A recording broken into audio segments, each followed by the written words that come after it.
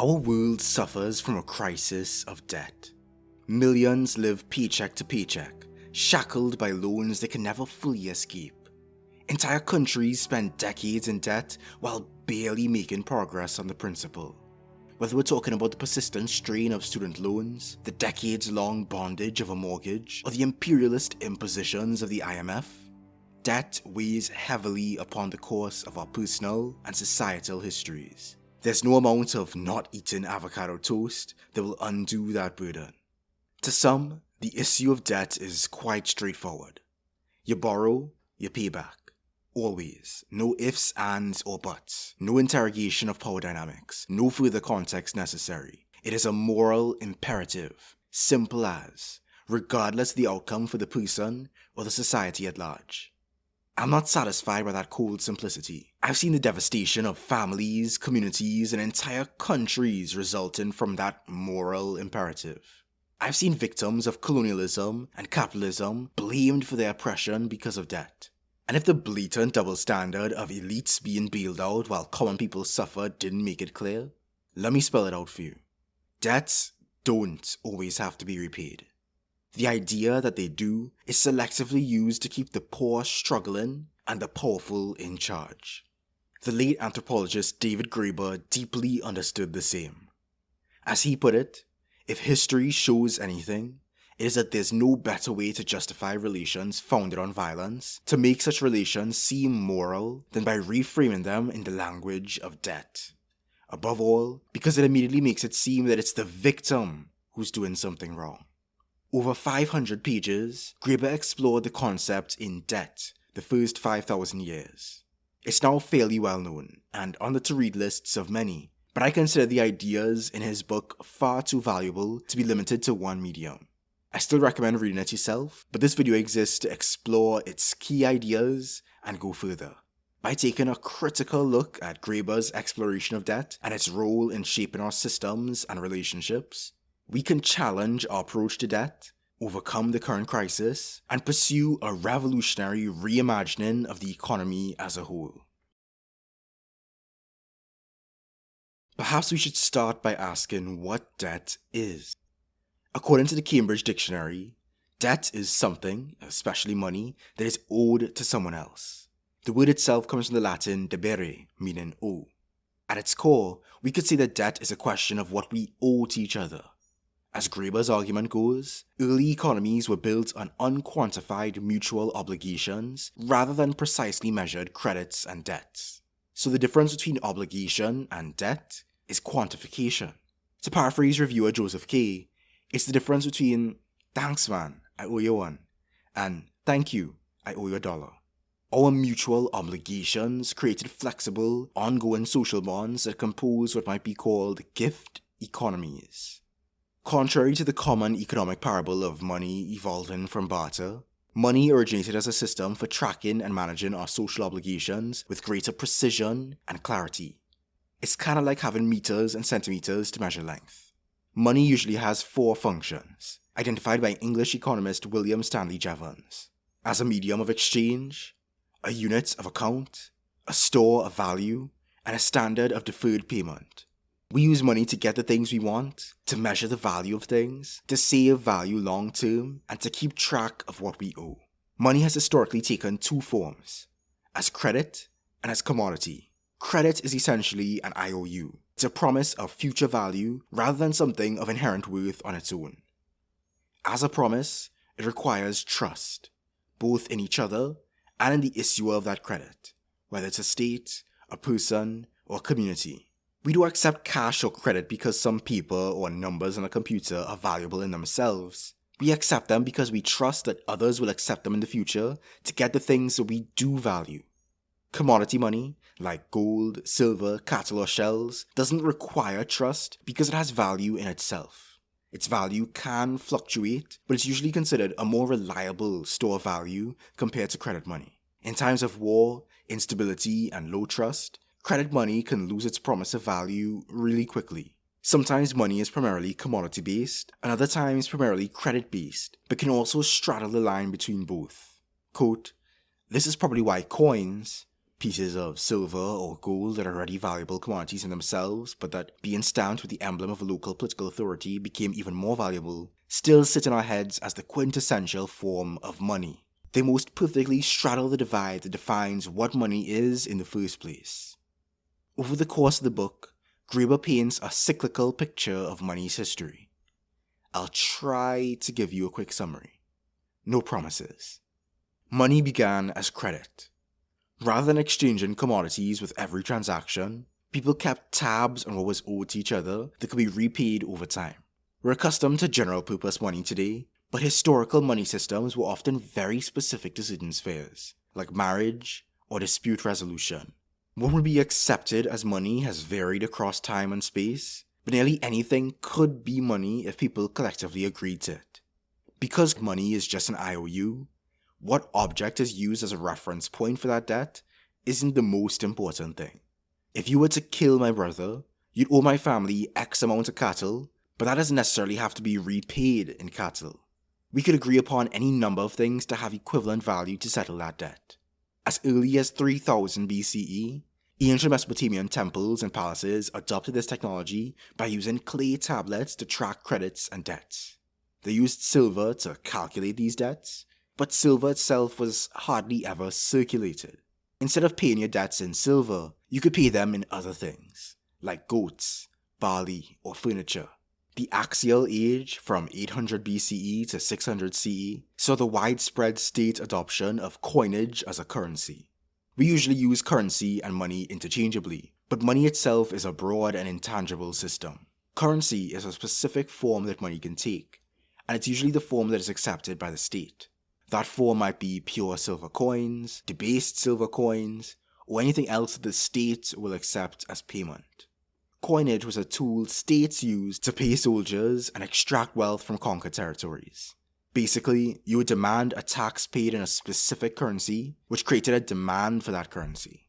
Once a market was created around that currency, you could use it to sustain your armies and labor forces. States also expected debts and fines for legal infractions to be paid in state-issued currency. Coinage isn't exclusive to states. In 17th century England, for example, small shops and communities might circulate their own token currencies alongside state-issued currencies. But back to the Axial Age, this was also a time when these major economic developments were shaping many prominent religions and philosophies, as societies grappled with the ethical implications of debt, money, and social inequality. The Middle Ages, from 600 to 1400, saw a shift away from coinage and back to credit systems due to the decline of large empires. This period also saw the rise and clash of religions like Christianity and Islam, both of which condemned interest on loans, but didn't exactly agree on everything else. During the Age of Empires from 1450 to 1971, the rise of European colonial powers established the dominance of a global commodity-based economy. It started after the Black Death decimated Europe. Believe it or not, things got better for the working classes as a result, as they had more bargaining power than ever before due to labor shortages. The authorities tried to prevent their prosperity, but peasant revolts put them in their place, at least for a time. Then the colonial conquests began, which brought in vast amounts of gold and silver to feed the elite appetite for Chinese goods and fund further conquest. The return of the commodity regime eroded local credit systems and led to a massive concentration of wealth among the elites. Combined with the effects of the enclosure movement, as common people lost their common land, revolting peasants didn't need to be bargained with anymore. They could be packed up and shipped off into indentured servitude in the colonies, or, later on, forced into wage labor in the factories. Debt played a key role in the process of colonization and the establishment of capitalism. The Spanish conquistadors financed the expeditions through loans, which compelled their continuous plunder and enslavement of the Americas. The British managed to extract an estimated $45 trillion from India by using them as a cash cow to pay off British debts and fuel British industrialization, while taxing Indians straight into debt. Haiti was punished for centuries for their victorious independence by the imposition of a massive debt to France. Just a few examples of a very frequent historical tale. Despite capitalism's common conflation with freedom, capitalism was built on the foundation of unfree labor, whether that comes from slavery, indentured servitude, or debt peonage. The stock image of the free wage laborer, which is really not a free form of labor either, wouldn't become commonplace until later in capitalism's history. From 1825 onward, there was an effort to normalize wage labor and commodity-based, government-backed cash economies, which eventually created the massive consumer base that capitalism enjoys today. New credit systems slowly rose in tandem with this cash economy, but they were more impersonal than ever before, as trust was based not on social ties, but on government assurance. The Bank of England was one of the first central banks to issue government-backed cash in 1694, based on King William III's war debt. But it wasn't until the 19th century that that kind of money and modern national debt became commonplace. You see, when paper money was first introduced in the UK, it was only accessible to the wealthy. The poor relied on coinage, which at the time was facing a crisis due to silver shortages. So when the coinage was recalled and restored to its original weight, the common people suffered. Eventually, paper money gained acceptance, and in 1717 was tied to the gold standard. That seemed to stabilize things enough such that during the Industrial Revolution, stock markets and banks could expand in wealth and influence. You may have noticed that cash doesn't have a gold standard anymore. After World War II, the Bretton Woods Conference convened to establish the new international financial system. They pegged several international currencies to the US dollar, which at the time was backed by gold. They also established the International Monetary Fund, best known for burdening developing nations with debts and structural adjustments that amplify inequality and cost people's lives. The IMF still exists to this day, but in 1971, US President Richard Nixon ended the Bretton Woods system by completely abandoning the gold standard. I say completely because it was already partially abandoned for domestic transactions under US President Franklin D. Roosevelt in 1933. Instead of commodity-based money, we now rely on impersonal credit systems backed by government trust. In essence, our money has value because governments declare it so and people go along with it. This is called fiat money. It's created through credit and debt, as banks issue new money when they make loans. This system is supposed to fuel endless economic growth while being regulated by states to prevent financial instability. Of course, the post-1971 era has seen the rise of massive economic inequality, both nationally and internationally, alongside earth-shattering financial crises like the infamous Great Recession of 2008. Poor nations struggle to repay their debts, while working people struggle to either pay off their debts or stay out of debt. With a whole system based on debt with interest, growth at all costs becomes an existential necessity to keep up with it, leading to overproduction, widening wealth inequality, and environmental depletion. This system is not sustainable. There has to be another way. Let's go all the way back to ancient Mesopotamia, because we glossed over something vitally important in that history. Close your eyes and imagine you have one of those majestic beards paired with the latest eyeshadow. Now you can blend into the grand palaces and temples of ancient Sumer. It is in this time and place that we find the first written records of debt on the aforementioned clay tablets. Temple officials and wealthy individuals began providing interest-bearing loans to farmers who fell upon hard times. If the farmers couldn't repay their debts, the creditors would start seizing their property, first their crops or livestock, then land, then even family members or themselves would be reduced to debt peons, barely above slaves in the class system. Over time, this caused wealth to become concentrated in the hands of a few creditors, lording over a growing class of landless debtors. Sounds familiar? The system undermined its economic base by dispossessing the peasantry and creating a growing population of debt peons, thus risking famine and economic collapse. In order to avoid all that mess, Sumerian rulers strategically exercised the authority to cancel debts. They wiped the slate clean for all consumer debts, liberated debt peons, and restored seized land to its original owners. A similar practice can be found in the Bible. The book of Deuteronomy stipulates that you must cancel debts every 7 years, though loans to foreigners are exempt from this practice. The book of Leviticus established the law of Jubilee, which required the return of family land and enslaved family members, in addition to the cancellation of debt every 49 years. Sure, we may not be forced into literal debt slavery today, but tell me, how free do you feel when you work all day and your paycheck barely covers your bills? The ancient practices of debt cancellation were far from radical. They were considered necessary concessions for maintaining the stability of an otherwise oppressive system. But even these pittances are absent in our modern economies. They're not compatible with our moral imperative that, at least for the oppressed, debts must always be repaid. But where did this imperative come from? Why do so many people treat debt as something sacred, even when it destroys lives? Some researchers have attempted to answer this question with primordial debt theory. The theory leans on the earliest literature we can find that reflects on debt, the Hindu Vedic texts. The idea was that we are born indebted. Our lives are loaned to us by death, known as yama. Debt was also equated with guilt and sin. Religious sacrifices could be seen as a way to symbolically repay this debt, but it merely delayed the inevitable reaper. One interpretation of the Brahmanas broadened the idea of debt to all social obligations.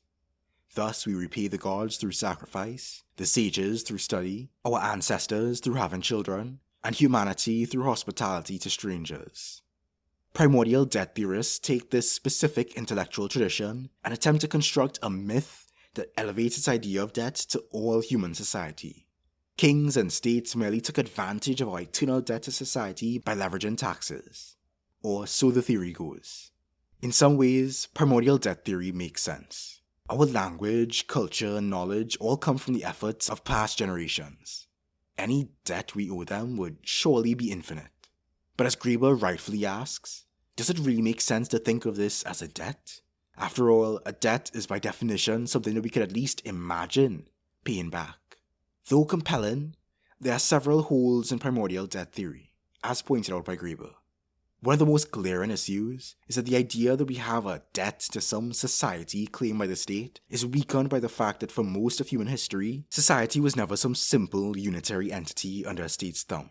People belonged to multiple overlapping communities with personal obligations to each. Many folks didn't even know whose government they were actually in or why it mattered until relatively recently. So with that being said, if we are born with an infinite debt to all those people who make our existence possible, but there is no natural unit called society, then who or what exactly do we really owe it to? And how do we pay a debt to something so diffuse? Or perhaps, more to the point, who exactly can claim the authority to tell us how we can repay it, and on what grounds? Beyond the myths of barter or primordial debt, Graeber asks us to consider three moral principles on which all relations may rest, which he calls communism, hierarchy, and exchange. By communism, Graeber refers to any human relationship that operates on the basis of from each according to their abilities to each according to their needs. We owe what we can give and are owed what we need. He's not talking about common ownership or Bolshevik bureaucracy, but rather a baseline or everyday communism that can be found in any system. For example, we live in a capitalist society, but if I ask you to pass me the salt, your response is not going to be, how much will you pay me for it? There are no accounts taken. There's no debt involved. You just pass me the salt. If somebody has fallen on train tracks, people will generally try to help them get up without asking for anything in return. Such communism is not necessarily universal. There are usually higher expectations with families, friends, and even co-workers compared to strangers. You might drive your friend to the airport, help your teammate resolve a coding error, or carry groceries for your grandma. In some places, this communism may extend to giving food to strangers, while in other places you might just give directions. But Graeber's point is that the principle persists everywhere. One crucial point that Graeber makes is that we are not really dealing with reciprocity here, or at best, only with reciprocity in the broadest sense. What is equal on both sides is the knowledge that the other person would do the same for you, not that they necessarily will. So I might never see that one person who helped me with directions ever again, but it's okay, because somebody else will help them with directions when they need it, and I might get the opportunity to give another person directions too. I might give more or less to others, or receive more or less from others. But there's no imperative to have everything even out between myself and that stranger specifically. The next principle he presents is hierarchy, a system of rank between people who are not seen as equal. Those above enjoy rights and privileges that those below do not. In this case, what is owed to you and what you owe to others is based on your place in that hierarchy. The relationship between a landlord and tenant, or king and subject, is not based on reciprocity between equals. It's based on the tenant's obligation to pay the landlord for housing and the subject's obligation to provide tribute or taxes to the king. Anarchists recognize that this principle must be rejected to achieve the liberation of all. The final principle he presents is exchange, based on the idea of equivalence of people and of things. Exchange is the basis of both commercial transactions and gift exchanges, as the aim is to match the value of what we received with something of equal value. Given as good as you get. Reciprocity. At a farmer's market, you pay money in exchange for your produce. In a gift economy, your neighbor's gift of eggs may be replied to with a gift of tomatoes down the line, which they might then respond to with a gift of corn later on and so forth. None of the gifts are exactly equivalent in value, which creates ongoing obligations that maintain social bonds. Commercial exchanges, however, create no such bonds. If I calculate exactly how much gas, wear and tear, and time it cost me to drop a brother to the airport and then charge him, that obligation has been transformed into a debt. It's no longer just what friends do for each other. It's now a transaction to be settled. True, if we were really determined, says Graeber, we could argue, as some do, that communism is a condition of permanent mutual indebtedness, or that hierarchy is constructed out of unpayable debts. But to him, this reduction of all human relations to exchange and debt limits our ability to think differently and imagine alternatives. We end up trying to project the commercial dynamics we've been so ingrained with onto every interaction between people. Graeber contrasts our commercial economies with the human economies that often preceded or coincided with them. For human economies, economic transactions are embedded in social relationships and mutual obligations rather than impersonal and quantified transactions. They're all about webs of relationships and deeply personal contexts. As he describes them, they're primarily concerned not with the accumulation of wealth, but with the creation, destruction, and rearranging of human beings. We shouldn't idealize human economies. By Graeber's descriptions, some were humane and some quite brutal. Some were egalitarian and others quite hierarchical. The dynamics of social currency don't always create the best outcomes, especially when they interact with systems that serve to marginalize people on the basis of gender, ability, and so on. But in any case, we went from a predominance of these human economies to a predominance of commercial economies, primarily through violence. Violence is the means by which you can tear people away from their social contexts, and it's more than a matter of swords and guns. It can be systemic.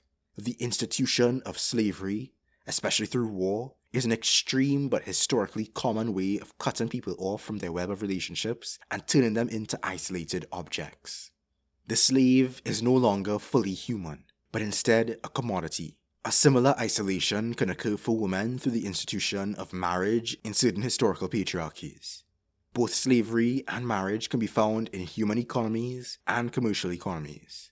But debt, though not nearly as extreme as slavery, may be yet another way of ripping someone out of their full context by reducing them to a mere debtor. And it is that relation that is most commonly found in today's commercial economies. Debt has often been a mechanism of enslavement. It wasn't the only one. Conquest and racial hierarchies have also shaped slavery, but debt has remained one of the most insidious ways to strip people of their autonomy without chains or whips, because it doesn't need them. Slavery has been curtailed by law, rights for women in the context of marriage have been expanded in many countries, but those who fail to repay their debts can very easily have the violence of the state strip them away from their entire social web. Those who do fail to repay are still placed in a precarious position where a few missed paychecks can completely uproot them from their ordinary lives. Our world is predicated upon that process which dislodges people from the webs of mutual commitment, shared history, and collective responsibility that make them what they are, so as to make them exchangeable. That is, to make it possible to make them subject to the logic of debt. Slavery is just the logical endpoint, the most extreme form of such disentanglement, but for that reason provides us with a window on the process as a whole. What's more, owing to its historical role, slavery has shaped our basic assumptions and institutions in ways that we are no longer aware of, and whose influence we would probably never wish to acknowledge if we were. If we have become a debt society, it is because the legacy of war, conquest, and slavery has never completely gone away. It's still there, lodged in our most intimate conceptions of honor, property, even freedom. It's just that we can no longer see that it's there. So far, we've traced debt's long history, from informal mutual obligations to imperialistic wealth extractions. We've considered one mythical origin of its moral compulsion, and three moral principles upon which all human relations may rest, from human economies to commercial economies. We now live within an international economic order that relies upon debt for its very existence, no matter the cost. Our obligations to each other have been twisted into a rigid moral and legal imperative that is selectively wielded to keep us subordinated to the authorities that run this system. So I don't know, maybe you should get that avocado toast. David Graeber's Debt, the First 5,000 Years shook up the way that many people think about debt, capitalism, and economic history. It pretty much sparked its own ecosystem of secondary literature, only a fraction of which I've read. I've had to leave out a lot of the rich details that Graeber incorporates in the book for the sake of this format, so be sure to check it out for yourself if any of this has stimulated your interest. The book isn't flawless, as many critics have highlighted, but it rightfully brings some vital history and philosophy to the forefront of today's dialogues about our economic possibilities. Before we move forward, as an anarchist, I do want to take the time to spotlight just one fellow anarchist's critique. In Debt, The Possibilities Ignored, William Gillis presents the book as a valuable but incomplete work. He agrees with Graeber's challenge to mainstream economic assumptions, but argues that he doesn't go far enough. I won't rehash his entire critique here, but I do want to highlight some of his arguments. In the final paragraph of Debt, Graeber concludes that debt is a promise corrupted by both math and violence. Gillis contends that the issue has nothing to do with the math, nothing to do with the human tendency to geek out and analyze things, but the violence of the state which imposes its simplifications on complex and specific dynamics. Mathematics, when used properly, when within our control, doesn't have to reduce relationships to transactions. While there are limits to what it's possible for our minds to calculate, as Gillis says, there is just as much to be gained from augmenting our interactions with awareness of these limitations as there is from using mathematical modeling directly when and where it can clarify dynamics and expand our agency. Let's take the communist concept of from each according to their abilities to each according to their needs, for example. It's a compelling and valuable phrase in the abstract, but we need more than a well-meaning maxim to address the complexity of our needs. Sure, we all need food, water, and shelter, but there's so much more to our needs than that. Even as we abolish the artificial scarcities that are imposed on us today, we still have to consider real scarcities. Our desires may be infinite, our possibilities may be vast, but our world will always be finite. So when dealing with real scarcity, we'll need to determine degrees of priority, preference, and desire to inform our decisions. Gillis posits that the closest we can get in ascertaining this in rough terms is through the decentralized expression of our priorities via one-on-one discussions and negotiations. The market, in other words. He goes on to describe the use of markets in a radical framework as communism through praxis rather than the attempted omniscience of committees and general assemblies. Now, if you're not super familiar with anarchist economic debates, let me catch you up. There's a long-running discussion about whether markets can exist in a world without authority. Most people tend to hear and think about markets in the context of capitalism, but markets have long predated capitalism, so they're not the same thing. We have to distinguish markets from capitalism if we want to at least understand what proponents of anti-capitalist markets are advocating for. The market is commonly defined as a place or system where parties engage in the exchange of goods, services, information, currency, or any combination thereof. Capitalism is commonly defined as an economic system based on the private ownership of the means of production and their operation for profit. It has other associated qualities, including markets, but private ownership is its most defining attribute. Capitalism cannot be divorced from the state. It needs the state to enforce the privileges and rights of the capitalist class, especially the right to property, which is distinct from the fact of possession. Markets under capitalism are specifically designed for the benefit of capitalists above all. So it's possible to argue that there's no such thing as a free market under capitalism. It's also possible to speculate how markets might operate in anarchy, where there may be exchange as a result of free agreements, but no authority to claim property or command collective force as a right. Although Graeber spends most of debt on the statist history of markets, even he recognized the possibility of markets without the state and without capitalism.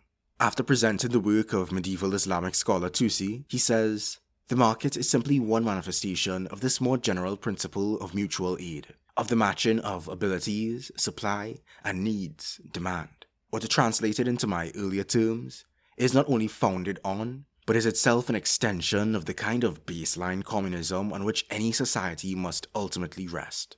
Once you start from the initial premise that markets are primarily about cooperation rather than competition, the moral implications are very different. In an interview that followed that, he expanded on this sentiment. These markets tend to operate in very different ways than the kind of markets we're now familiar with. Less about competition, much more about creating and maintaining relations of interpersonal trust. I suppose it's possible in a free society, something like that might be possible. I'm not about to make advocacy for markets central to my anti-politics anytime soon. I still have a lot more to learn, but I am open to understanding where, when, and how they might accentuate the other economic ideas I'm interested in. Gillis also challenges Graeber's concept of everyday communism. He's not the first to do so. I've seen others criticize that particular turn of phrase for its broadness, and I'm inclined to agree. While I understand why Graeber would try to repurpose the term for rhetorical use, and I've seen him do the same thing in his article on anarchism and with his use of democracy, there's a lot of important distinction and meaning lost by the effort. I once found it compelling, but nowadays I see that tendency of broadening such words as creating more confusion than clarity. Gillis's specific criticism is of the idea that the dynamics at play in trivial situations like passing the salt would be a scalable blueprint for a better world. While he is open to communistic arrangements, he's not a fan of the broad brush that no accounts are taken ever. It's not a matter of either an ignorant vague communism or meticulous tit-for-tat market exchange. The ability to keep account of our interactions and exchanges with others, whether we choose to do so in any particular case or not, is not mutually exclusive with an otherwise communist society. I would expect a plurality of economic arrangements to be found in anarchist societies. Gillis isn't advocating for an ethics built on notions of exchange. In fact, he calls the internalization of the useful strategy of exchange or tit-for-tat into a core motivating obligation a cognitive error with nasty consequences. Empathy and compassion should take precedence over strategic considerations of reciprocity in setting our goals. As he writes, the odds of ethical motivations arise when our identity, our selfhood, becomes blurred across time and space. To future versions of one's self who would be irritated if today one didn't take out the trash, but also to other fountainheads of creativity and inquiry embedded in different contexts, different bodies. It's not that we in some sense owe them, it's that we in some sense are them. Returning to the principle of exchange, he ultimately takes the stance that while there's much to critique on many levels to current norms of currency and the surrounding economic, political, and cultural context, the value of currency of some form in facilitating the cosmopolitan mass society we so desire clearly outweighs the dangers. Currency resolves an important issue in mass societies, and while it can have problems, they can be solved with more mathematical nuance, not less. Gillis agrees with Graeber that the introduction of universal metal coinage has both the unmistakable scent of the state's drive to universalize and the gangster's need for contextless cash, and thus rejects state-imposed currency systems. But he also points out that there is unexplored room for speculation on what currencies could look like beyond state control. Earlier, I compared money to meters and centimeters. Those are units of measurement in the metric system, which was a product of standardization that was imposed by states globally, barring the United States, which continues to do its own thing. Although it was a statist imposition, I don't know of any anarchists who oppose the metric system being used in anarchy. The same can be said for money. Although every anarchist I know opposes the statist imposition of money, there's major disagreement among anarchists concerning the use of non-statist money in anarchy. I recognize that the analogy is flawed. There's more to money than just being a unit of measurement, and there's debate to be had about if and how it could be used in a way that reflects anarchist principles. I was quite opposed to money as a concept for a long time after becoming an anarchist, but these days I consider myself more cautiously intrigued by its potential situational uses outside of the statist and capitalist framework. It's possible that an anarchist society may find certain uses for money, just like the Harappans developed their own uniform measurement systems without a state. But wait, why even reference the Harappans? What if our reliance on reference in history might more often serve as a limitation than a strength? Anarchy, a world without authority based on autonomy and mutuality, is a radical break from the status quo. For however egalitarian or not past societies have been, the aspiration of anarchy has yet to be achieved. I understand that people have trouble imagining anything outside of what already exists. They want proof of concept. There's an apparent practicality in appealing to the past. I get it. But what is or has been is not all there could ever be. While anthropology is a powerful tool in challenging our assumptions about humanity, we should not treat history or contemporary examples of radicalism as a constraint on our possibilities. History might inspire our possibilities, but we should never seek to simply recreate them. As Gillis says, 200,000 years of Homo sapiens is simply too few iterations, too tightly correlated to truly explore the expanse of what's possible. It's not enough to merely identify that there are currents of a better world coursing through our veins. We've long known this. What should preoccupy us is less what has worked in the past, but what else is possible going forward. Understanding all this stuff about debt is just step one. The real question is, what do we do about it? Where do we go from here? Debt, the first 5,000 years, was never meant to set out blueprints. Graeber's focus is on challenging our current understanding of economic history, and more specifically the history of debt. But he does offer at least one proposal, a debt jubilee. At the risk of sounding like a radical, I believe we can accomplish far more than demanding a debt cancellation handed down from on high. We can go much further than simply wiping the debts clean, especially when such a practice was used by ancient rulers to maintain their authority. What we need is a social revolution.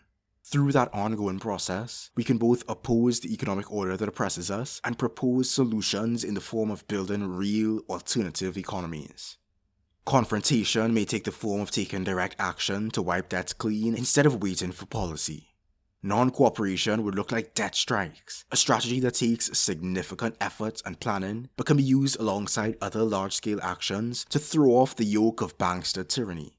Promotion would involve raising awareness of the role of debt in controlling our lives and popularizing alternative economic possibilities through fiction and non-fiction media. Finally, prefiguration would require us to explore such possibilities through practice. These possibilities will necessarily include the mutual aid that can be found in every society. They might also involve library economies as one way of organizing the commons. We might consider circulating alternative currencies, used not as an end in itself or as a tool of exploitation, but as a means of conversation between interests in free association. I'd like to explore such possibilities in future videos, as the detail and research they require is beyond the scope of this one. If you're as curious as I am about their potential though, I suggest subscribing and supporting the Patreon. In the end, what do we owe to each other? Respect? Generosity? Empathy? Justice? Do we need to be in debt to each other to maintain our relationships? Or is debt an obstacle to our agency in such associations? Debt has shaped economies, societies, and individual lives for millennia. But the way we understand it is neither fixed nor inevitable. Debt is just one way of structuring our social relations, and it can be overwritten. All power to all the people. Peace. Thanks for watching. Please like, comment, subscribe, and share with your fellow peoples. Thanks to the seedlings, the saplings, and especially the roots for making all of this possible, including our newest members, Python 4.0 and Green. You can join these beautiful humans and support me too on patreon.com/SaneTrue. Check out my other videos for a range of radical topics. Thanks again. Peace.